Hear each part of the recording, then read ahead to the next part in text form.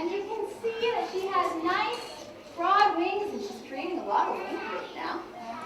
We've all heard the old saying, birds of a feather. We won't repeat that cliche.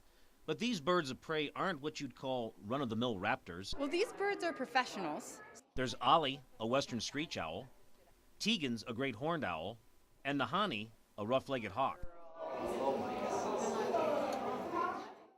And this is AJ Klebnik. She's the outreach coordinator for the Grizzly and Wolf Discovery Center, but most people know her as... I am the bird lady. I'm one of the lead bird handlers, work with the training of the raptors a lot and bring them around to programs so people in Montana can see them.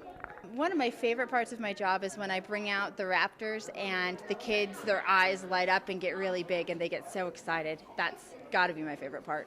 The bird lady loves her feathered friends, and like she said, these raptors are professionals. AJ's taught them to feel comfortable around those of us who don't have wings and walk upright. Tegan is imprinted on humans. And so that means that he thinks that humans and Tegan are the same type of animal. Tegan may not look like a tough bird. He weighs only 3 pounds, but he can exert 400 pounds of crushing pressure with his talons. These birds really left a big impression on people. I thought it was amazing. I love it. The beauty of the birds and how lucky I am to be living in Montana, where I can see nature in its beauty. All 3 raptors live in captivity, but that's not a bad thing. AJ says these raptors will live twice as long in captivity than if they were still in the wild.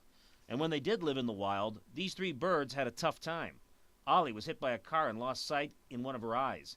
Tegan was a baby owl when a storm blew away his nest. He was raised by a trucker in Kansas. And Nahami broke a wing. So maybe there's something to that old cliche after all. These birds of a feather actually do flock together. For most people attending this presentation, this is the closest they've ever come to seeing a raptor. And while they've walked away with some of the science behind the species, they'll all agree on this much. This show was a real hoot. Reporting in Bridger Bowl for the News Channel, I'm Jonathan Athens.